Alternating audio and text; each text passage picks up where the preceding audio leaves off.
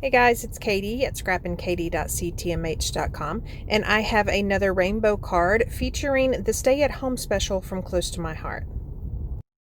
Okay, so here is a look at two of the stamp sets in the Stay Home special. The first one's on repeat, and then you guys saw me do a couple of cards using the Great Indoors. So for this particular card, I wanted to try and use on repeat, and it has this cute little coronavirus icon. So that is what I'm going to be using to random stamp that rainbow pattern on this card base. So I'm just going to ink that up in pansy purple and then stamp that in the corner. And then I'm going to turn my ink pad over, and then I'm going to clean it off and then just repeat with the same rainbow process. Now, if you notice, I turned that pansy purple over upside down, and I'm going to show you a cool technique. It's not really a technique, but something cool that if you'll do when you have repeating colors, it makes it a whole lot easier when those colors start to repeat and start over. So right here, I've got my nectarine, and I am just going to stamp that off on my card base. Now this is a standard size card, so this card base measures 4 1/4 by 5 1/2, and I will leave all the dimensions for the card down in the description below so you can remake it.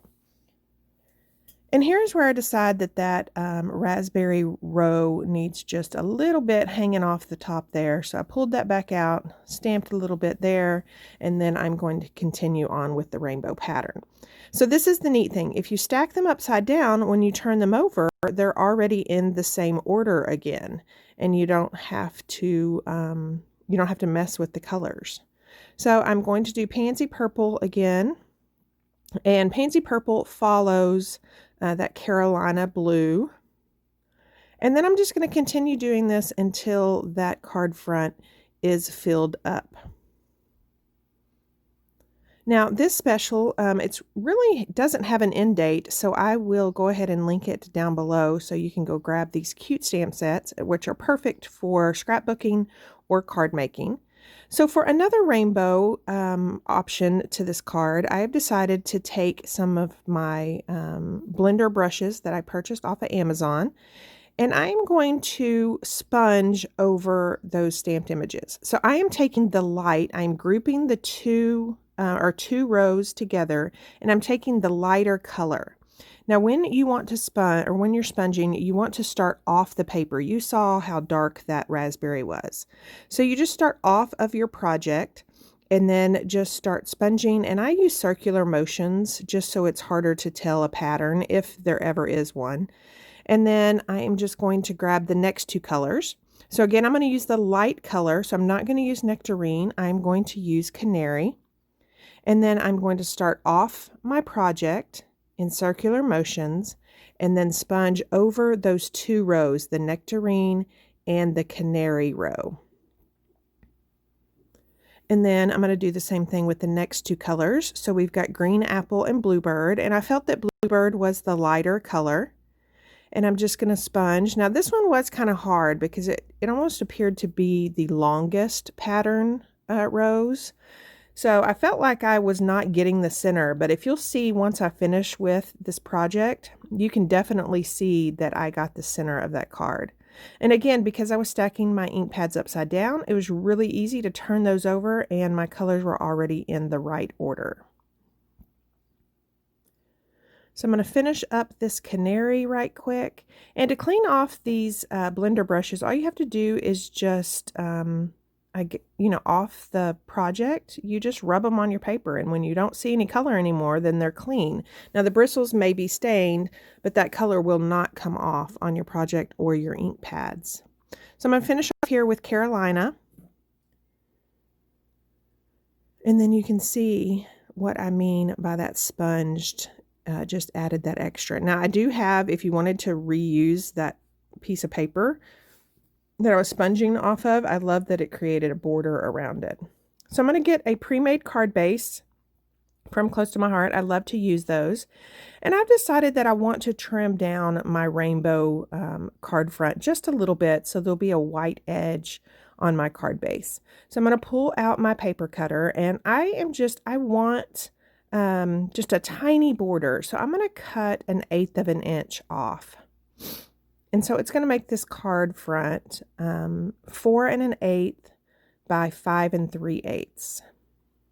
And again, I would probably sponge a full standard size card front and then cut it off. And then that way you can also kind of cut off any harshness to it. I'm just going to adhere that to the card base, and then I'm going to start working on my sentiment piece.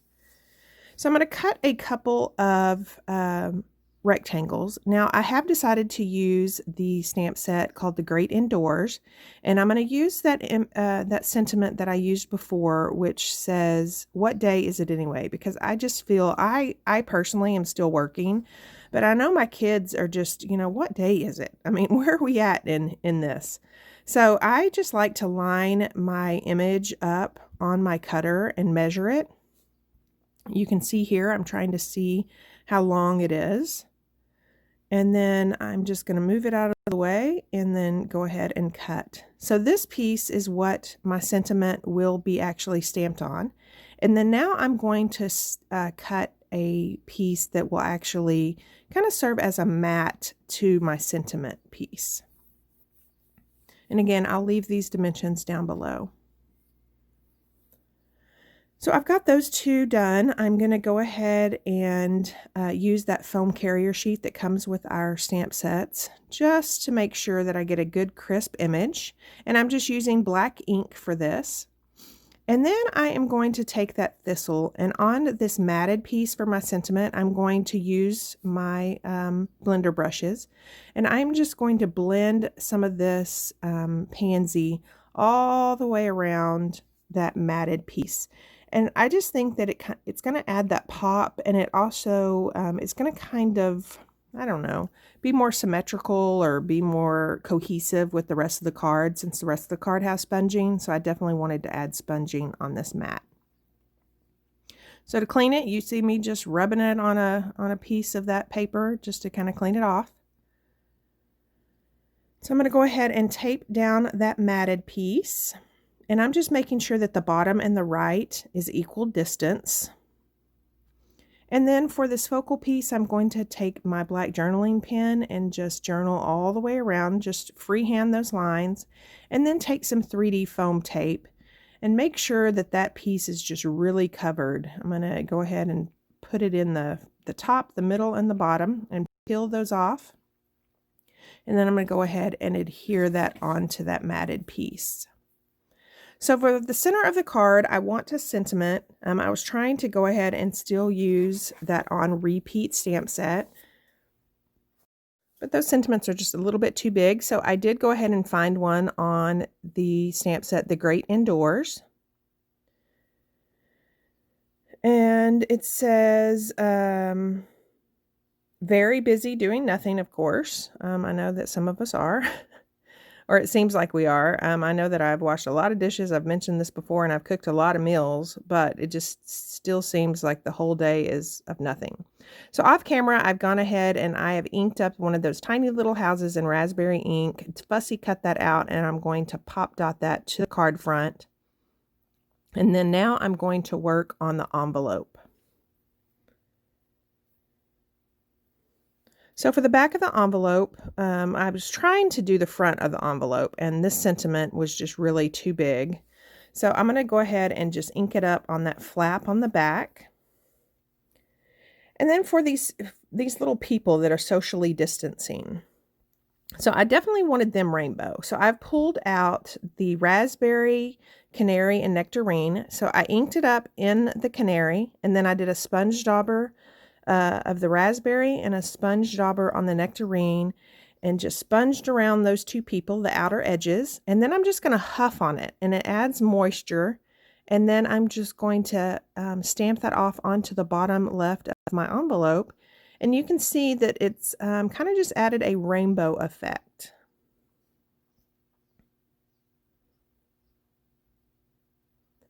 And there's the card. Thank you so much for stopping by and watching. Don't forget to check out the links I left you below to get your hands on this stamp set while it is available. And if you liked what you saw, please give me a thumbs up and leave me a comment. And as always, if you want to subscribe and check out all my other crafty videos, please feel free to do so.